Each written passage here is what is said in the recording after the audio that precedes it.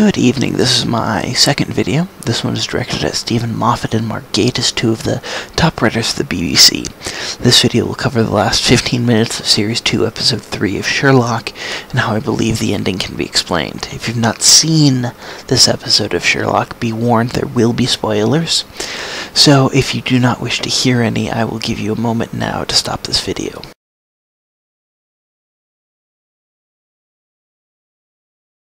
Okay, if you are still here, I assume you've either seen the episode in question or don't care about spoilers.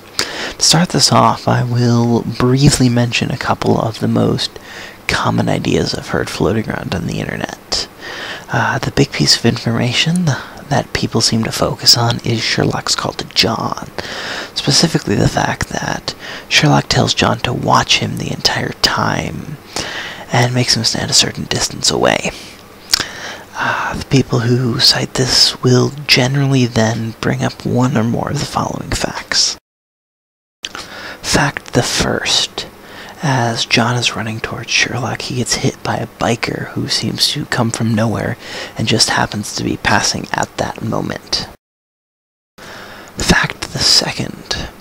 There's a large truck of some sort near to where Sherlock landed. The third fact on our list is when John reaches Sherlock, he only has a moment to check his friend's pulse before being pushed away by the first responders, even though he is a doctor. I don't really get this one because it's implied, sometimes subtly, sometimes blatantly, that the first responders are in on it somehow, usually using something with Mycroft. And they're pushing him away even though they know he's a doctor. But first responders would react that way, especially if the guy comes up screaming and crying, going on about how he's the friend of the victim. And the last fact on our list, fact 4, Molly the Mortician is in on it somehow.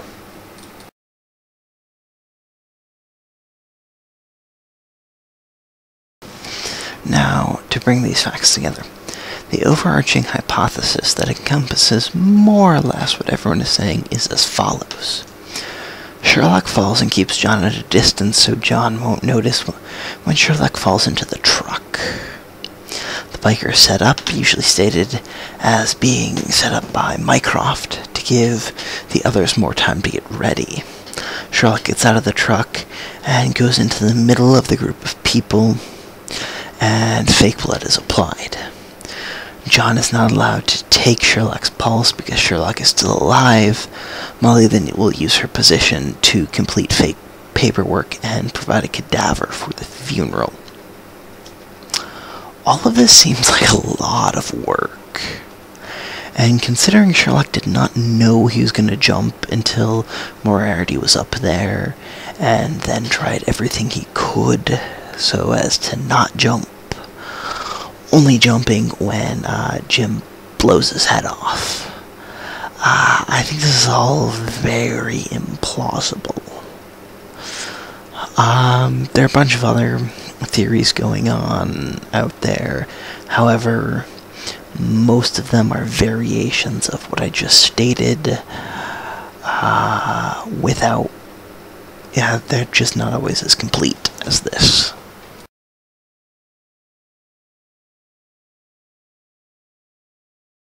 Now, what have the writers said about this? Have they said anything?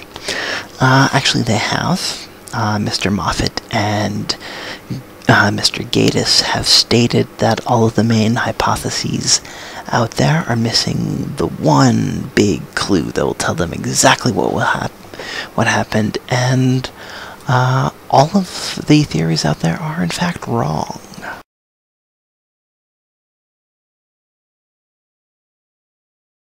So on to what I believe this means, and the point of the video, how I think Sherlock did it. I think the big clue that the writers mention is when Jim tells Sherlock how he was able to beat him. He was able to beat him because of Sherlock's never-ending assumption that there's always a clever plan. Jim does the simplest thing he can, and that's how he beats the great Sherlock Holmes. If you combine this with knowledge of the story this episode is based on, you can come to an interesting conclusion. For those of you who haven't read the story, Moriarty and Holmes plunge off the edge of the Falls of Reichenbach, locked in mortal embrace.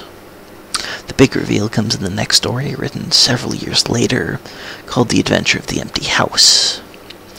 Holmes says he happens to know an obscure form of Russian jiu-jitsu, and after starting the fall, he breaks out of Moriarty's grasp and climbs up the falls, and is 50 feet above Watson when Watson makes it to the edge of the falls. So, the simplest possible explanation that I can come up with is Sherlock falls and manages to survive the fall. No special plan, nothing like that. There's no cleverness to this. Now, is that possible? Actually, it is. As Sherlock is falling, you see he's tilted face down, which can lead to the assumption he hit the ground face first. The blood pattern on his face seems to indicate that this is a possibility. Turns out that even going terminal velocity, i.e. the fastest speed that humans can fall at, if one lands on their face, the amount of small bones in the face will bring the force down to non-lethal levels by breaking. So in essence, they literally break your fall. So that's how I believe this happened. I believe that Sherlock just fell, and he was either going to die, or he was going to survive the fall. I don't think he knew until it happened. Couple tidbits that helped me towards that is knowing that in the original writing of the story, in fact, until The Adventure of the Empty House was written, Sherlock does in fact die. Sir Arthur Conan Doyle had become fed up with Sherlock Holmes stories and killed him. It was only due to fan pressure that he later continued.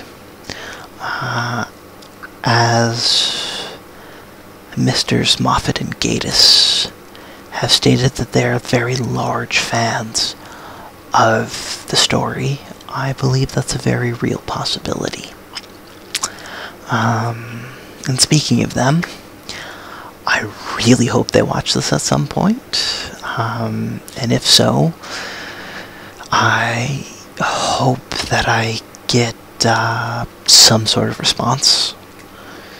And I'd also like to let them know I'm really looking forward to when Season 3 is, well, let's forget being filmed and published. I'm here in America. I've got to wait for it to come out on Netflix. So it might be a few more years for me.